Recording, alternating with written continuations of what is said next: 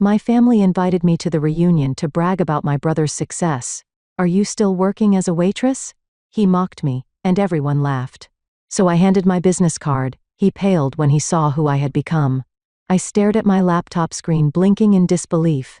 An email from my parents sat in my inbox, sent to an address I barely checked anymore. My old high school email. 10 years. It had been 10 years since I'd spoken to any of them. Dear Tessa, it read. We're writing to let you know that in 2 weeks, there will be a family reunion at your brother's newly purchased house. All the closest relatives will be there, and we think it's the right thing for you to come too. At the bottom was my brother Derek's address. I snorted. The right thing to do, classic mom and dad. I closed my laptop and walked to the window of my office, looking out at the city below. The restaurant empire I'd helped build had its headquarters on the 20th floor of this building, far from where I started. After thinking about it for a day, I decided to reply. I'll be there, was all I wrote back. Then I sat back in my chair and let the memories flood in. I was always the odd one out in my family. Derek was the golden child, handsome, funny, outgoing, and the absolute center of attention. Everyone adored him. Our aunts and uncles practically worshipped the ground he walked on. Grandparents spoiled him rotten. Mom and Dad? They might as well have had a shrine dedicated to him. Me? I was just Tessa the mouse. Quiet, shy, awkward Tessa, who preferred books to people and silence to chaos. Why can't you be more like your brother? Mom would ask when I'd hide in corners during family gatherings. Those family gatherings were absolute torture. Derek would be in the middle of it all, playing his guitar while everyone clapped and cheered. Meanwhile, I'd find the most isolated spot and count the minutes until I could escape. There goes the black sheep, Aunt Linda would whisper, not quite quietly enough. Such a strange girl, Uncle Rob would reply, shaking his head. My cousins were just as bad when we were kids. They'd actively exclude me from their games. We don't want Tessa. She's boring, my cousin Zach would announce. Yeah. She never talks anyway, his sister Amber would add. So I'd retreat to a corner with a book, pretending I didn't care, while inside I was being torn apart. When Derek graduated high school, the entire extended family pitched in for his college tuition. It was all anyone talked about for months. Derek got into State University. Isn't that wonderful? We're all so proud of him. He's going to do great things. 2 years later, when it was my turn to graduate, Mom and Dad sat me down at the kitchen table. Tessa, Dad said, we don't have money for your college. All our savings went to Derek's education. Mom added, you need to find a job and support yourself. I wasn't surprised, but it still hurt. The next day, I got a job as a waitress at Sam's Diner, a local restaurant about 10 minutes from our house. I thought things couldn't get worse, but they did. My cousin started showing up regularly, sitting at tables in my section. Look at loser Tessa, Zach would say loudly. Guess this is all she's good for. Amber would laugh. I bet she'll be doing this for the rest of her life. After a particularly humiliating shift where they left me a tip with career advice, be someone else written on the receipt, I'd had enough. That night, I told my parents I was quitting and moving to the other side of town. I got a job at a different restaurant, I said, and I'm going to rent an apartment with some coworkers. Mom actually smiled. That's probably for the best, honey. Dad nodded. You're old enough to be on your own anyway. 2 days later, I packed everything I owned into 3 cardboard boxes. Neither of my parents helped or even seemed sad to see me go. Derek was away at college, probably having the time of his life. As I walked out the door of my childhood home, Mom called after me. Don't forget to let us know your new address. I never did, and they never asked again. The apartment I moved into was small and cramped, shared with 2 other waitresses, Jamie and Liz. We each paid a third of the rent, which was all we could afford on our meager salaries. The restaurant where I got hired was called Bella's, run by a woman named Isabella Martinez. It was nothing fancy, just a mid-range place serving decent food. But it was as far from my family as I could get while still staying in the same city, and that was all that mattered to me. I threw myself into the work, arriving early, staying late, picking up extra shifts whenever I could. I needed the money, yes, but more than that, I needed something to focus on besides the hole in my heart where a family should have been. 6 months into my job at Bella's, I noticed Isabella watching me more closely. One evening as I was finishing my shift, she called me into her office. Tessa, "I've been impressed with your work ethic," she said, gesturing for me to sit. "You're the most reliable server I have." "Thanks," I mumbled, not used to praise. Isabella leaned forward. "I want to make you head waitress. It comes with $1 raise and more responsibility." My eyes widened. "Really?" "I mean, yes, thank you." She smiled. "There's something else. Have you ever thought about restaurant management?" I shook my head. "The community college has courses in restaurant management. I think you have potential, Tessa. I'd be willing to work around your class schedule if you're interested." For the first time in years, I felt like someone believed in me. "I'd love that," I said. With my promotion and slightly better pay, I was able to move into my own tiny studio apartment a few months later. It wasn't much, just a single room with a kitchenette and bathroom, but it was mine. No roommates, no family, just me. The holiday season was approaching, and despite my better judgment, I called home on December. "Hi, Mom. It's Tessa." "Oh, hello, dear," she said, sounding distracted. "How are you?" "I'm good. I was wondering about Christmas plans." "I thought maybe we're spending Christmas at Aunt Karen's this year," she interrupted. "Derek will be home from college, and everyone's excited to see him. Could I join you there?" I asked. My voice small. There was a pause. "Well, to be honest, Tessa, no one really asked about you. I think it would be awkward if you showed up now." I hung up and cried for an hour, then I dried my tears and made a decision. I was done reaching out. If they didn't want me, I wouldn't waste any more energy wanting them. The next day at work, Isabella noticed my red eyes, but didn't pry. Instead, she handed me the closing shift for Christmas Eve and Christmas Day. "Double pay," she said. "I figured you might want it." I nodded gratefully. "Thanks. I don't have anywhere else to be." "Their loss," she said simply. I threw myself into work and my studies with renewed determination. The restaurant management courses opened my eyes to a world I hadn't known existed. I discovered I had a head for numbers, a talent for organization, and surprisingly, a knack for leadership. By the time I turned, I was the general manager of Bella's. I had my own office, tiny but still an office, and a salary that let me upgrade to a one-bedroom apartment. Then came the day that changed everything. Isabella called me into her office, looking troubled. "My aunt died," she said. "Left me some money, I'm sorry for your loss," I said. She waved her hand. "We weren't close. But now I have this money, and I don't know what to do with it." I waited. "I've been thinking about expansion," she continued, "opening a second location, maybe a third. What do you think?" I didn't hesitate. "I think it's a great idea. I could help you draft a business plan. It's what I've been studying." That night, I stayed up until I'm researching and drafting. I poured everything I'd learned into that business plan: market analysis, financial projections, staffing needs, location scouting. When I presented it to Isabella the next day, she was stunned. "This is professional-grade work, Tessa." I shrugged. "It's what you deserve." 6 months later, we opened the second Bella's across town. 3 months after that, a third location downtown. Both were successful from day one, thanks to careful planning and the solid reputation of the original restaurant. On my birthday, Isabella invited me to dinner at the nicest restaurant in the city. After dessert, she pulled out an envelope.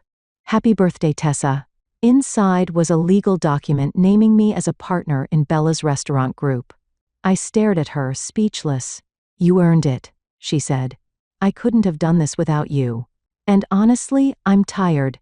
I want to spend more time with my family. You're young, ambitious, and you have vision. I don't know what to say."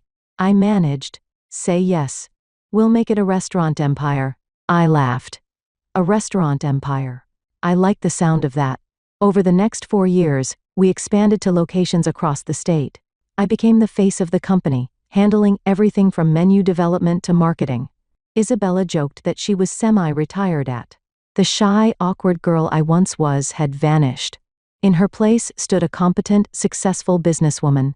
I bought a luxury house in the best neighborhood in the city, modern, spacious, with floor-to-ceiling windows and a view of the skyline. My car was a sleek Mercedes. My bank account had more zeros than I'd ever imagined possible. The only thing that hadn't changed was my relationship with my family. Zero contact for nearly a decade. They were as much strangers to me as the people I passed on the street. So when that email arrived in my old account, the one I kept active only because some old business contact still used it, I was genuinely shocked. A family reunion, at Derek's house. The right thing to do to invite me. As I sat in my home office, staring at the email, I wondered why I was even considering going. Did I want reconciliation, recognition, revenge? Perhaps it was a mixture of all three. Or maybe I just wanted to see for myself what I'd left behind, to confirm that walking away had been the right choice. The day of the reunion arrived with perfect spring weather. I stood in front of my closet contemplating what to wear. I didn't want to show up in something flashy that screamed successful businesswoman. That would be too obvious, too desperate for approval. Instead, I chose an understated but expensive outfit: dark jeans, a silk blouse, and a cashmere cardigan. My only concession to luxury was my watch, a subtle Cartier that cost more than Derek probably made in 2 months. I checked my reflection in the mirror. I looked nothing like the shy girl who had left home a decade ago. My hair was styled in a sleek bob, my posture competent, my eyes clear and focused. I wasn't that hurt child anymore. Instead of driving my Mercedes, I called a taxi. Another deliberate choice: I'd arrive like a guest, not someone trying to show off. The ride to Derek's neighborhood took about 30 minutes, during which I rehearsed potential conversations in my head. I was determined to stay calm no matter what happened. Derek's house was average, a typical suburban 2-story in a middle-class neighborhood. Nothing special. I knew without vanity that my home was at least twice as impressive, but I pushed that thought aside. I wasn't here to compare houses. I rang the doorbell, hearing the muffled sounds of conversation and laughter inside. After a moment, the door swung open, and my mother stood there, wearing an apron and holding a serving spoon. She stared at me blankly for a full 5 seconds before recognition dawned. "Tessa, is that you?" "Hello, Mom," I said, keeping my voice steady. "My goodness, look at you." She seemed genuinely surprised, as if she'd expected me to show up in a waitress uniform, hair in a messy ponytail. Come in, everyone's already here." I stepped into the house, immediately surrounded by the familiar cacophony of a family gathering. The living room and dining room were crowded with relatives, aunts, uncles, cousins, and their children. My father was chatting with Uncle Rob by the fireplace. Derek was holding court in the center of the room, gesturing with a beer in his hand, while a group of cousins laughed at whatever he was saying. As I entered, conversations paused, heads turned, eyes widened. "Is that little Tessa?" Aunt Linda Sage whispered. "She looks different," someone else murmured. I nodded politely to everyone but didn't rush to greet anyone specifically. Let them come to me, I thought. My cousin Amber, now in her 30s like me, leaned toward her husband and whispered something. I caught the words waitress and self-important. I pretended not to hear, but inwardly I smiled. They still thought I was a server, and a failing one at that. "Tessa's here," my mother announced unnecessarily. "Isn't this wonderful? The whole family together again." My father came over and gave me an awkward side hug. "Good to see you, kiddo." "It's been too long." "Yes, it has." I agreed, not pointing out that the phone works both ways. Derek finally noticed me and sauntered over, still the center of attention even while approaching me. Well, he said, giving me an exaggerated once-over. "If it isn't my little sister. Finally decided the family's good enough for you again?" "Hello, Derek," I said calmly. "Congratulations on the house." He seemed taken aback by my composure but recovered quickly. "Thanks. Just a starter home, you know. I'm planning to upgrade in a year or two when the business really takes off." We all moved to the dining room, where a long table was set with mismatched plates and silverware. Derek naturally took the seat at the head of the table, with our parents on either side. I was directed to a seat at the very end, next to a second cousin I barely remembered and across from a child who was busily kicking the table leg. The meal began with toasts, primarily directed at Derek. My father stood first, raising his glass. "To my son, who has made us so proud. From the star quarterback in high school to the successful businessman he is today, Derek has never disappointed us." Everyone clapped. My mother went next. "Derek has always been special," she gushed. "His auto parts business is thriving, and now this beautiful home. We couldn't be prouder." More applause. Uncle Rob stood. I remember when Derek was just a little guy, already showing the leadership qualities that would make him successful. "He's a credit to this family." The toasts continued, each more effusive than the last. Derek soaked it all in, his chest visibly swelling with each compliment. Eventually, he seemed to remember I was there. He looked down the length of the table at me, a slight smirk on his face. "What about you, Tessa? Want to say something?" All eyes turned to me. I sat down my fork, ready to offer a simple congratulation, but Derek cut me off. "Still waiting tables, sis? Or have you been promoted to dishwasher by now?" The table erupted in laughter. I heard Aunt Linda snicker. "Imagine still being a waitress at her age," she whispered to Uncle Rob, loud enough for everyone to hear. 10 years ago, I would have blushed furiously, possibly even cried. I might have made an excuse and fled the table. But not today. Today, I laughed, a genuine laugh that startled everyone into silence. "What's so funny?" my mother asked, looking confused. I smiled at her. "It's funny that after 10 years of not being in touch, none of you know anything about my life, not a single thing. Yet you all feel comfortable making assumptions." The table went quiet. I reached into my purse and pulled out my business card, embossed, elegant, with the Bella's Restaurant Group logo in the corner. I handed it to the second cousin beside me. "Would you pass this to Derek, please? And feel free to look at it on the way." He took it, glanced down, and his eyes widened. He passed it to the next person, who had a similar reaction. The card made its way around the table in silence, each person reading it, and then staring at me with new eyes. When it finally reached Derek, he looked down at it, then up at me, his face draining of color. "Tessa Hamilton, co-owner and CEO, Bella's Restaurant Group," he read aloud, his voice hollow. "What does that mean?" my father asked, leaning over to look at the card. I took a sip of water before answering. "It means I'm co-owner of a restaurant chain with locations across the state. We're planning to expand nationally next year." The silence was absolute. "You're a restaurant owner?" my mother finally managed. "Co-owner," I corrected. "I own of the company. Started as a waitress, became manager, then business partner. We've been profiled in Restaurant Business Monthly twice." Derek was staring at me as if I'd grown a second head. "My house is about twice the size of this one," I added casually, then deliberately went back to eating my salad. My parents exchanged glances. Then, as if someone had flipped a switch, my mother's face transformed into a beaming smile. "Tessa, why didn't you tell us about your success? We're so proud of you." I chewed slowly, swallowed, and dabbed my mouth with a napkin before answering. "You could have asked about my life at any point in the last 10 years. But you didn't. Not once." The table fell silent after my statement. My mother's smile faltered, but she quickly recovered. "Well, we're learning about it now, aren't we? And we're thrilled. Isn't that right, everyone?" Suddenly, relatives who had been mocking me minutes earlier were falling over themselves to show interest in my life. "Tell us about your restaurants, Tessa. How many employees do you have? Are you on one of those cooking shows?" Derek sat at the head of the table, sullen and quiet, the forgotten center of attention. My father kept glancing between us, as if trying to reconcile the successful woman before him with the daughter he'd written off years ago. I answered their questions politely but briefly. After about 15 minutes of this new, uncomfortable dynamic, I checked my watch and stood up. "I should be going. I have an early meeting tomorrow." "But you just got here," my mother protested.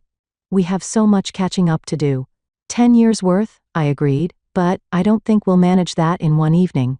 As I gathered my purse, my parents followed me to the door, with several other relatives trailing behind. Derek remained seated, staring at my business card. "It was wonderful to see you, Tessa," my mother said, suddenly warm and affectionate. "We've missed you so much." I smiled, not unkindly but without warmth. "Have you?" She blinked, taken aback. "Of course we have. You're our daughter."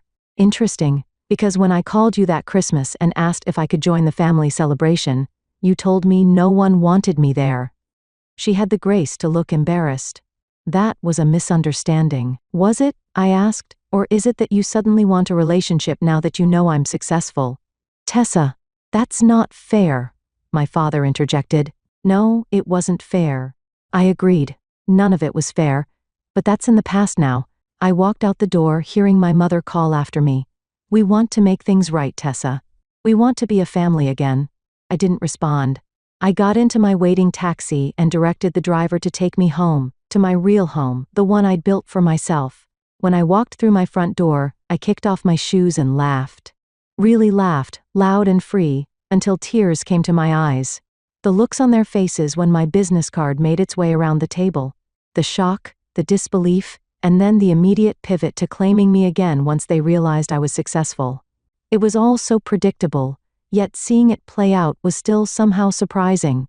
The next morning, I woke up to 17 text messages and 5 missed calls.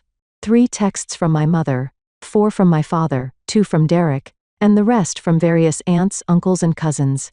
I scrolled through them without reading closely, then set my phone aside and went about my day. This pattern continued for nearly a week. My phone constantly lit up with notifications from family members who hadn't bothered to contact me in a decade. I ignored most of them, focusing instead on work. We were in negotiations to open 3 new locations in neighboring states. On the 6th day, during a rare quiet moment at home, I decided to answer one call just to end the barrage. It was my mother. "Tessa," she exclaimed when I picked up finally, "why don't you come over for dinner this Sunday? Just you, me, your father, and Derek. A chance to reconnect."